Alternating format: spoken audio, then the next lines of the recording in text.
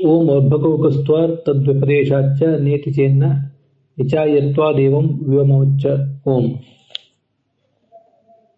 ಪೂರ್ಣದರ್ಶನಶಕ್ತಿತ್ವಾತ್ ಚಕ್ಷುರ್ಮಯ ಇತೀರಿತಃ ತಾದೃಕ್ಶ್ರವಣಶಕ್ತಿತ್ವಾತ್ ತಥಾ ಶ್ರೋತ್ರಮಯಃ ಸ್ಮೃತಃ. ಛಂದೋಮಯ ಸತ್ಯಕಾಮೋ ಮಂತೃವಕ್ತೃ ಬಲಾತ್ಮಕಃ. ಈ 7ನೇ ಸೂತ್ರಕ್ಕೆ ಹೊಂದಿಕೊಂಡಂತೆ ನಾವು ತತ್ವಪ್ರಕಾಶಿಕ ಈಗ ನೋಡ್ತಾ ಇದ್ದೀವಿ.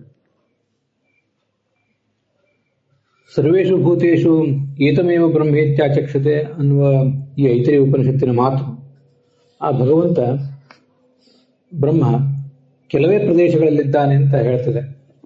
ಸರ್ವೇಷು ಭೂತೇಷು ಎಂಬ ಮಾತಿನಿಂದ ಕೆಲವು ಪ್ರದೇಶಗಳಲ್ಲಿ ಮಾತ್ರ ಇದ್ದಾನೆ ಅಂತ ಗೊತ್ತಾಗ್ತದೆ.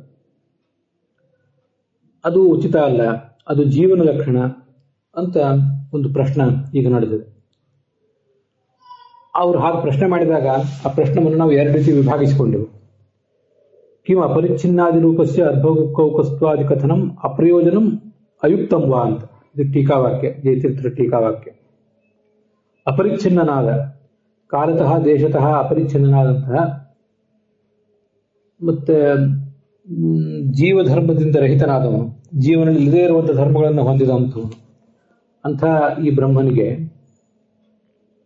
ಅರ್ಭಕೌಕಸ್ತ್ವ ಕಥನವನ್ನು ಮಾಡಿದ್ದು, ಅವನು ಅಲ್ಪದೇಶ ವೃತ್ತಿ ಅಂತ ಹೇಳಿದ್ದು, ಇದಕ್ಕೆ ಏನೂ ಪ್ರಯೋಜನ ಇಲ್ಲ ಅಂತ ನಿಮ್ಮ ಅಭಿಪ್ರಾಯನೋ, ಅಥವಾ ಅದು ತಪ್ಪು ಅಂತ ನಿಮ್ಮ ಅಭಿಪ್ರಾಯನೋ, ಅಯುಕ್ತ ಅಂತ ಅಭಿಪ್ರಾಯನೋ ಅಂತ ಪ್ರಶ್ನೆ ಬಂದರೆ ಆದ್ಯಂ ದೋಷ ಇದೆ. ಮೊದಲನೇದನ್ನ ಖಂಡಿಸ್ತಾ ಇದ್ದಾರೆ.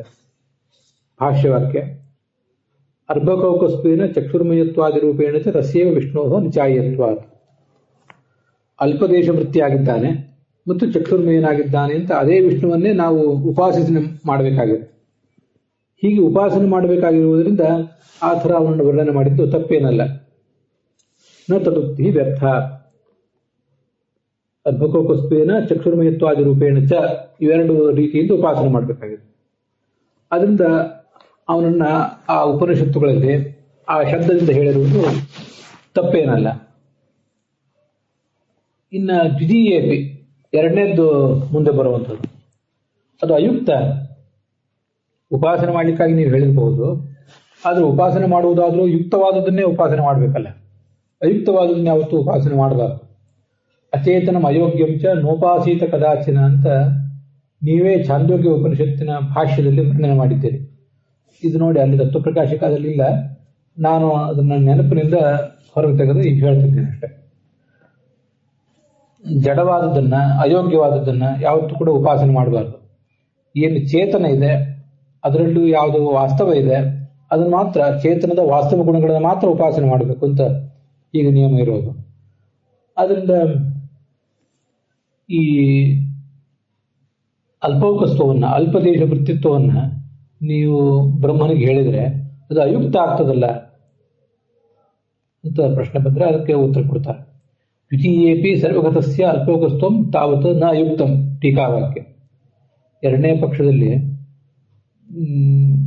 ಸರ್ವಗತಸ್ಯ, ಸರ್ವತ್ರ ವ್ಯಾಪ್ತನಾದಂಥವು ಅಂಥ ಬ್ರಹ್ಮನಿಗೆ ಅಲ್ಪೌಕಸ್ತ್ವಂ, ಅಲ್ಪದೇಶ ವೃತ್ತಿತ್ವ ಅನ್ನೋದು, ವೃತ್ತಿತ್ವಂ ತಾವತ್, ಅಲ್ಪೌಕಸ್ತ್ವಂ ತಾವತ್, ಅದು ನ ಅಯುಕ್ತಂ, ಅಯುಕ್ತವೇನಲ್ಲ.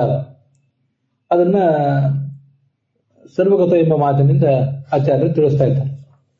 ಸರ್ವಗತತ್ವೇಪಿ ಅಲ್ಪೌಕಸ್ತ್ವಂ ಪ್ರಯುಜ್ಯತೆ ವ್ಯೋಮವತ್. ಭಗವಂತ ಏಕಕಾಲದಲ್ಲಿ ಸರ್ವಗತನೂ ಆಗಿದ್ದಾನೆ, ಅಲ್ಪದೇಶ ವೃತ್ತಿನೂ ಆಗಿದ್ದಾನೆ. ಸರ್ವದೇಶ ವೃತ್ತಿಯೂ ಆಗಿದ್ದಾನೆ, ಅಲ್ಪದೇಶ ವೃತ್ತಿಯೂ ಆಗಿದ್ದಾನೆ. ಅದು ಹೇಗೆಂದ್ರೆ ಸೂತ್ರದಲ್ಲೇ ವ್ಯೋಮವಚ್ಚ ಅಂತಿದೆ, ಆಕಾಶದಂತೆ ಅಂತ. ಆಕಾಶದಂತೆ ಅಂತ ವರ್ಣನೆ ಮಾಡಿರುವುದೇನಿದೆ, ಆಕಾಶ ಸರ್ವಗತ ಆಗಿದ್ದು ಕೂಡ ಅಲ್ಪದೇಶ ವೃತ್ತಿಯೂ ಆಗಿದೆ. ಯಾವುದು ಅಲ್ಪದೇಶ ವೃತ್ತಿ ಅಲ್ಲವೋ ಅದು ಸರ್ವದೇಶ ವೃತ್ತಿ ಆಗುವುದು ಸಾಧ್ಯ ಇಲ್ಲ. ಎಲ್ಲಾ ಜಾಗಗಳಲ್ಲೂ ಇರಬೇಕಾದ್ರೆ ಸಣ್ಣ ಸಣ್ಣ ಜಾಗಗಳಲ್ಲಿ ಕೂಡ ಅದು ಇರಲೇಬೇಕು. ಇಲ್ಲಿ ವ್ಯತ್ಯಾಸ ಇಷ್ಟೇ, ಅಲ್ಲಿ ಕೇವಲ ಅಲ್ಪದೇಶ ವೃತ್ತಿ ಅಂತ ಶಾಸ್ತ್ರ ಬ್ರಹ್ಮನನ್ನು ವರ್ಣನೆ ಮಾಡಲಿಲ್ಲ. ಕೇವಲ ಅಲ್ಪದೇಶ ವೃತ್ತಿ ಅಂತ ಹೇಳಿದ್ರೆ ಅವನು ಬಹುದೇಶ ವೃತ್ತಿ ಹೇಗೆ ಅಂತ ಪ್ರಶ್ನೆ ಬರ್ತಿತ್ತು. ಅಲ್ಪದೇಶ ವೃತ್ತಿ ಅಂತ ಹೇಳಿದ್ರ ಮೂಲಕ ಹಾಗೆ ನೀವು ಉಪಾಸನೆ ಮಾಡಿರಿ. ಸರ್ವದೇಶ ವೃತ್ತಿ ಅಂತ ಉಪಾಸನೆ ಮಾಡುವವರು ಕೆಲವರು ಇರ್ತಾರೆ. ಈ ಥರ ಅವನನ್ನ ಬೇರೆ ಬೇರೆ ರೀತಿಯಿಂದ ಉಪಾಸನೆ ಮಾಡಬೇಕು ಅಂತ ನಮ್ಮನ್ನು ತೊಡಗಿಸುವುದು ಶಾಸ್ತ್ರದ ಉದ್ದೇಶ. ವ್ಯೋಮ ಅಂದ್ರೆ ಆಕಾಶ ಅಂತ ಅದರ ತಾತ್ಪರ್ಯ. ದ್ವಿಜೀಯೇಪಿ ಸರ್ವಗತಸ್ಯ ಅಲ್ಪೋಕಸ್ತಂ ತಾವತ್ತು ನಾಯುಕ್ತಂ. ಇಲ್ಲಿ ಅಯುಕ್ತಂ ಅಂತ ಪ್ರಶ್ನೆ ಬಂದಿದೆ. ಎರಡನೇದ್ದು ಅಯುಕ್ತ ಇದು ಅಂತ. ಅಯುಕ್ತ ಅಂದ್ರೆ ಯಾವುದು ಅಯುಕ್ತ? ಅಲ್ಲಿ ಎರಡು ಸಂಗತಿಗಳನ್ನು ತಗೋತಾ ಇದ್ದಾರೆ ಜಯತೀರ್ಥರು. ಸರ್ವಗತನಾದವನಿಗೆ ಅಲ್ಪದೇಶ ವೃತ್ತಿತ್ವ ಅಂತ ಅನ್ನೋದು ಅಯುಕ್ತ ಅಲ್ಲ, ಇದು ಒಂದು. ಇನ್ನೊಂದು, ಜೀವನಿಗಿಂತ ಭಿನ್ನನಾದ ಭಗವಂತನಿಗೆ ಚಕ್ಷುರ್ಮಯತ್ವವೂ ಅಯುಕ್ತ ಅಲ್ಲ. ಅಲ್ಲಿ ಮೂಲ ಸೂತ್ರದಲ್ಲಿ ಅರ್ಭಕೋಕತ್ವ ತದ್ವ್ಯುಪದೇಶಾಚ ನೇತಿ ಚೇನ್ನ ನ ಅಂತ ಇಷ್ಟೇ ಇದೆ. ನ ಅಂದ್ರೆ ಏನು ನ ಅದು ಅಂತ ಹೀಗೆ ಪ್ರಶ್ನೆ ಬಂದ್ರೆ, ಅದಕ್ಕೆ ಅಯುಕ್ತ ಅಂತ ಪ್ರಶ್ನೆ ಬಂದ್ರೆ, ಅಯುಕ್ತ ಅಂದ್ರೆ ಎರಡು ಅಯುಕ್ತ ಅಂತ ಅವ್ರದ್ದು ಪ್ರಶ್ನೆ ಬಂದಿತ್ತು. ಅವರು ನಮ್ಮನ್ನು ಪ್ರಶ್ನೆ ಮಾಡಿದ್ದೇ ಎರಡು ಸಂಗತಿಗಳು. ಒಂದು, ಸರ್ವಗತನಾದವನು ಅಲ್ಪದೇಶ ವೃತ್ತಿ ಆಗುವುದು ಸಾಧ್ಯ ಇಲ್ಲ, ಇದೊಂದು ಅಯುಕ್ತತ್ವ. ಇನ್ನೊಂದು, ಚಕ್ಷುರ್ಮಯತ್ವ ಮೊದಲಾದ ಜೀವನ ಗುಣಗಳು ಬ್ರಹ್ಮನಲ್ಲಿ ಬರುವುದು ಸಾಧ್ಯ ಇಲ್ಲ ಅಂತ ಮತ್ತೊಂದು ಅಯುಕ್ತತ್ವ. ಅದು ಎರಡನ್ನೂ ಇಲ್ಲಿ ಕ್ರಮವಾಗಿ ನಿರಾಕರಿಸ್ತಾ ಇದ್ದಾರೆ. ಸರ್ವಗತನಾದವನಿಗೆ ಅಲ್ಪದೇಶ ವೃತ್ತಿತ್ವ ಅಂತಂದು ಅಯುಕ್ತವಲ್ಲ, ಅದನ್ನು ಸರ್ವಗತತ್ವೇಪಿ ಅಲ್ಪೋಕಸ್ತೋಂಚ ಯುಜ್ಯತೆ ವ್ಯೋಮವತು ಅನ್ನುವ ಮಾತಿನಿಂದ ಆಚಾರ್ಯ ಸ್ಪಷ್ಟಪಡಿಸಿದ್ದಾರೆ.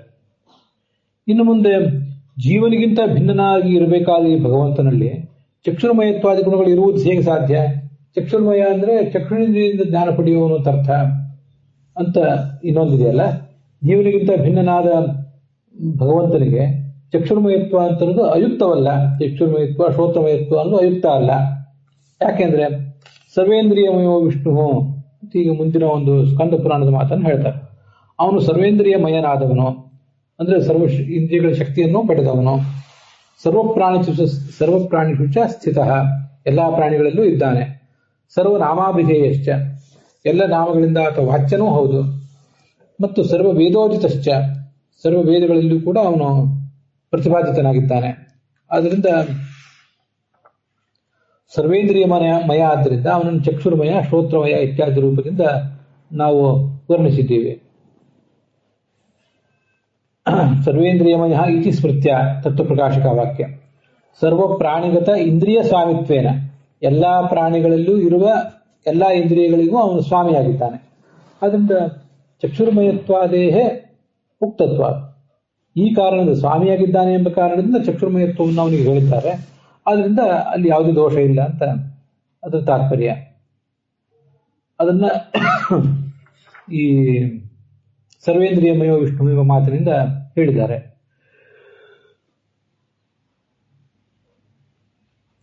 ಸರ್ವನಾಮಾಭಿಧೇಯಶ್ಚ ಇತ್ಯನೇನ ಆದಿತ್ಯ ಶಬ್ದಸ್ಯ ಈಶ್ವರವಾಚಿತ್ವಂ ಚ ಉಕ್ತಂ ಭವತಿ. ಇಲ್ಲಿ ಇನ್ನೊಂದು ಆದಿತ್ಯ ಶ್ರುತೇಶ್ಚ ಅಂತ ಮೇಲೆ ಪೂರ್ವ ಪಕ್ಷದಲ್ಲಿ ಬಂದಿತ್ತು.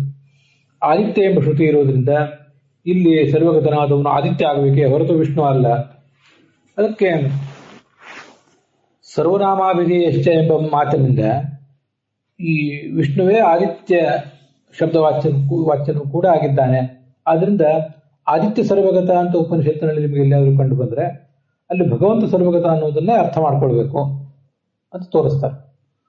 ಸರ್ವನಾಮಾಭಿಧೇಯಶ್ಚ ಇತ್ಯನೇನ ಈ ಮಾತಿನಿಂದ ಆದಿತ್ಯ ಶಬ್ದಸ್ಯ ಈಶ್ವರವಾಚಿತ್ವಂ, ಆದಿತ್ಯ ಶಬ್ದ ಎಂಬುದು ಮೂಲತಃ ಈಶ್ವರನನ್ನೇ ಹೇಳ್ತದೆ. ಅದರಿಂದ ಅಲ್ಲಿ ಯಾವುದೇ ದೋಷ ಇಲ್ಲ ಅಂತ ತಾತ್ಪರ್ಯ. ನಚ ಆದಿತ್ಯ ಅನುಕ್ತಿ ವಿರೋಧ, ಆದಿತ್ಯ ಶಬ್ದವಾಚ್ಯ ಹೇಗೆ ಭಗವಂತ ಅಂದ್ರೆ ಅದು ನಾವು ನೋಡ್ತಾ ಇರುವಂತಹ ಐತರೇಯ ಉಪನಿಷತ್ತಿನ ಭಾಗದಲ್ಲೇ ಅದು ಹಿಂದೆ ಮುಂದೆ ಬರ್ತದೆ. ಸಹಿ ಆದಿ ಜಗತೋ ವಿಭು, ಅವನು ಈ ಜಗತ್ತಿಗೆಲ್ಲದಕ್ಕೂ ಕೂಡ ಆದಿಯಾಗಿದ್ದಾನೆ. ಆದೌ ತಿಷ್ಠತಿ ಇತಿ ಆದಿತ್ಯ, ನಿತ್ಯ ಅಂದ್ರೆ ಅಲ್ಲಿರುವಂಥವನು ಅಂತ ಅರ್ಥ. ಆದವು ಅಂದ್ರೆ ಆದಿ ಎಲ್ಲದಕ್ಕಿಂತ ಮುಂಚೆ ಅಂತ ಅರ್ಥ. ಅದರಿಂದ ಅವನನ್ನೇ ಆದಿತ್ಯ ಎಂಬ ಶಬ್ದದಿಂದ ವರ್ಣನೆ ಮಾಡ್ತಾರೆ. ಸಯೇವ ಆದಿತ್ಯ ಸಂಸ್ಥಶ್ಚ ತತ್ವ ಪ್ರದೀಪದಲ್ಲಿ ಐತರೇಯ ಸಂಹಿತಾ ಅಂತೊಂದಿಷ್ಟು 4 ಶ್ಲೋಕಗಳು ಉದ್ಧರಿಸಿದ್ದಾರೆ ನೋಡಿ. ಅಲ್ಲಿ ಮೊದಲನೇದು ಬ್ರಹ್ಮಣ ಸಾರಭೂತಸ್ತು ಪ್ರದ್ಯುಮ್ನೋ ಭಗವಾನ್ ಹರಿಹಿ. ಅಲ್ಲಿ ಶಿವ, ಶೇಷ, ಗರುಡ, ಚತುರ್ಮುಖ ಬ್ರಹ್ಮ ಇವರೆಲ್ಲರನ್ನು ಕೂಡ ಚತ್ವಾರ ಪುರುಷ ಇತಿ ಬಾಧ್ವ ಅಂತ ವರ್ಣನೆ ಮಾಡಿದ್ದಾರೆ. ವಾಯುದೇವರ ಪುರುಷೋಪಾಸನೆ ಅಂತ ನಾವು ನೋಡಬೇಕಾದ ಭಾಗ ಅದು. ಅಲ್ಲಿ ಈ ಚತುರ್ಮುಖ ಬ್ರಹ್ಮನನ್ನ ಸಂವತ್ಸರ ಪುರುಷ ಅಂತ ಕೊನೆಗೆ ವರ್ಣನೆ ಮಾಡಿದ್ದಾರೆ. ಆ ಬ್ರಹ್ಮನಿಗೆ ಅಂತರ್ಯಾಮಿ ಆದವನು ಪ್ರದ್ಯುಮ್ನ ಎಂಬ ಹೆಸರಿನ ಭಗವಂತ. ಅವನೇ ಸೂರ್ಯನಲ್ಲೂ ಕೂಡ ಇದ್ದಾನೆ. ಆ ಸಯವ ಆದಿತ್ಯ ಸಂಸ್ಥ ಸೂರ್ಯನಲ್ಲಿದ್ದಾನೆ. ಹೇಗೆ ಅಂದ್ರೆ ಸಹಿ ಆದಿ ಜಗದೋ ವಿಭುವು, ಸಮಸ್ತ ಪ್ರಪಂಚಕ್ಕೂ ಕೂಡ ಅವನೇ ಆದಿಯಾಗಿದ್ದಾನೆ ಅಂತ ಅರ್ಥ. ಸಯವ ಆದಿತ್ಯಕ, ಅವನೇ ಆದಿತ್ಯನಲ್ಲಿ ಕೂಡ ಇದ್ದಾನೆ ಅಂತ ಅದರ ತಾತ್ಪರ್ಯ. ಸರಿ, ಆದಿತ್ಯನಲ್ಲಿ ಇದ್ದಾನೆ ಅಂತ ಪ್ರತ್ಯೇಕವಾಗಿ ಹೇಳಲಿಲ್ವಲ್ಲ ಅಂತ ಇದಾದ್ರೂ ಒಂದು ನಮಗೆ ಜಿಜ್ಞಾಸೆ ಬರ್ಬೋದು. ಸರ್ವ ಪ್ರಾಣಿಗಳಲ್ಲೂ ಇದ್ದಾನೆ ಅಂತ ಬಂತು. ಆದಿತ್ಯೇ ಅಂತ ಸಪ್ತಮಿ ವಿಭಕ್ತಿಯನ್ನು ಹೇಳಿ ಅಲ್ಲಿಯೂ ಇದ್ದಾನೆ ಅಂತ ಎಲ್ಲಿಯಾದ್ರೂ ಹೇಳಲಿಲ್ವಲ್ಲ ಅಂತ ಪ್ರಶ್ನೆ ಬಂದ್ರೆ, ಅದರಿಂದ ಅಂತ ಪ್ರಶ್ನೆ ಬಂದು, ಈ ವಿಷ್ಣು ಸೂರ್ಯಗತ ಅಲ್ಲ, ಆದಿತ್ಯನನ್ನೇ ನಾವು ಸರ್ವಗತ ಅಂತ ವರ್ಣನೆ ಮಾಡ್ತೀವಿ. ಸೂರ್ಯನ ಬಗ್ಗೆ ವರ್ಣನೆ ಇದು, ವಿಷ್ಣುವಿನ ಬಗ್ಗೆ ವರ್ಣನೆ ಅಲ್ಲ ಅಂತ ನಾವು ಮತ್ತೆ ನಮ್ಮ ಪೂರ್ವ ಪಕ್ಷವನ್ನೇ ಎತ್ತಿ ಹಿಡಿತೀವಿ. ಯಾಕೆಂದ್ರೆ ಆದಿತ್ಯನಲ್ಲಿ ಇದ್ದಾನೆ ಭಗವಂತ ಅಂತ ಬರ್ಬೇಕಲ್ಲ ಎಲ್ಲಾದ್ರೂ ಕಡೆ, ಹಾಗೆ ಬಂದಿಲ್ವಲ್ಲ. ಆದಿತ್ಯೇ ಇತಿ ಅನುಕ್ತಿ ವಿರೋಧ. ಆದಿತ್ಯ ಎಂಬುದಾಗಿ ಸಪ್ತಮ ವಿಭಕ್ತಿಯಲ್ಲಿ ಹೇಳದೇ ಇರುವುದು ನಿಮಗೆ ತತ್ವವಾದಿಗಳಿಗೆ ಒಂದು ಹಿನ್ನಡೆ ಆಗ್ತದಲ್ವಾ ಅಂದ್ರೆ ಹಾಗಲ್ಲ. ಸರ್ವಪ್ರಾಣಿಷು ಸ್ಥಿತ ಸರ್ವನಾಮಾಭಿಧೇಯ. ಎಲ್ಲಾ ಪ್ರಾಣಿಗಳಲ್ಲೂ ಇದ್ದಾನೆ ಅಂದ್ರೆ ಆದಿತ್ಯನಲ್ಲೂ ಇದ್ದಾನೆ, ಚಂದ್ರನಲ್ಲೂ ಇದ್ದಾನೆ, ಮತ್ತು ಆಯಾ ಶಬ್ದಗಳಿಂದ ಅವರವರಲ್ಲಿದ್ದು ವಾಚ್ಯನಾಗಿದ್ದಾನೆ. ಸರ್ವನಾಮಾಭಿಧೇಯ ಇತಿ ಸ್ಮೃತ್ಯ ಆದಿತ್ಯಗತಸ್ಯೇವ ಆದಿತ್ಯ ನಾಮವತ್ವ ಉಕ್ತವೇ. ಈ ಒಂದು ಪುರಾಣದ ವಾಕ್ಯದಿಂದ ಸೂರ್ಯನಲ್ಲಿ ಇರುವ ಭಗವಂತನಿಗೆ ಆದಿತ್ಯ ಎಂಬ ಶಬ್ದ ವಾಚ್ಯತ್ವವಿದೆ, ಆದಿತ್ಯ ಎಂಬ ನಾಮ ಅವನಿಗೆ ಸಲ್ಲುತ್ತದೆ ಅನ್ನೋದನ್ನ ವರ್ಣನೆ ಮಾಡಿದ್ದಾರೆ. ಚಾಯರ್ ಅಥವಾ ಚಾಯ ಪೂಜಾ ನಿಶಾಮನಯೋ ಅಂತ ಒಂದು ಧಾತು ಇದೆ, ಭ್ವಾದಿಗಣದ ಧಾತು. ಅದಕ್ಕನುಸಾರವಾಗಿ ಇದು ಭಗವಂತನನ್ನ ತಿಳಿಯುವುದು ಮತ್ತು ಹಾಗೆ ಉಪಾಸನೆ ಮಾಡುವುದು ಅಂತ ಎರಡು ಅರ್ಥ ಬರ್ತದೆ. ಧಾತುವಿನ ಮೂಲ ರೂಪದಲ್ಲೇ ಯ ಇರುವುದರಿಂದ ಅದಕ್ಕೆ ನೆಚ್ ಪ್ರತ್ಯಯ, ಕರ್ಮಾರ್ಥದಲ್ಲಿ ನೆಚ್ ಪ್ರತ್ಯಯ ಬಂದಿರುವುದರಿಂದ ಚಾಯ್ಯ ಅಂತ ಆಗ್ತದೆ. ಅದಕ್ಕೆ ನೀ ಅಂತ ಉಪಸರ್ಗ ಬೇರೆ ಸೇರ್ಕೊಂಡಿದೆ. ಈಗ ನಿಚಾಯ್ಯ, ಚೆನ್ನಾಗಿ ಉಪಾಸಿಸಲ್ಪಡಬೇಕು ಅಂತ ಅರ್ಥ. ನಿಚಾಯ್ಯತ್ವ ಅಂತಂದ್ರೆ ಉಪಾಸಿಸಲ್ಪಡಬೇಕಾದ್ದರಿಂದ ಅಂತ ಹೀಗೆ ಅದರ ಅರ್ಥ ಆಗ್ತದೆ. ಅಲ್ಪದೇಶ ವೃತ್ತಿಯಾದವನು ಎಂಬುದಾಗಿ ಕೂಡ ಉಪಾಸಿಸಲ್ಪಡಬೇಕಾದ್ದರಿಂದ, ಬಹುದೇಶ ವೃತ್ತಿ ಅಂತ ಉಪಾಸನೆ ಮಾಡುವುದು ಹಾಗೆ ತಿಳ್ಕೊಳ್ಳುವುದು ಒಂದು ಬೇರೆ ಇದ್ದೇ ಇದೆ, ಅದಿಲ್ಲ ಅಂತಲ್ಲ. ಅದನ್ನೂ ತಳ್ಳಿ ಹಾಕಲಿಲ್ಲ, ಇದನ್ನೂ ತಳ್ಳಿ ಹಾಕಲಿಲ್ಲ. ಒಬ್ಬೊಬ್ಬರು ಒಂದೊಂದು ಹಂತದಲ್ಲಿ ಅವನನ್ನ ಉಪಾಸನೆ ಮಾಡ್ತಾರೆ ಅಂತ ಅದರ ತಾತ್ಪರ್ಯ. ಅಲ್ಲಿಗೆ ಇವತ್ತಿನ ಈ ಭಾಗ ಸಮಾಪ್ತ ಆಗುತ್ತೆ.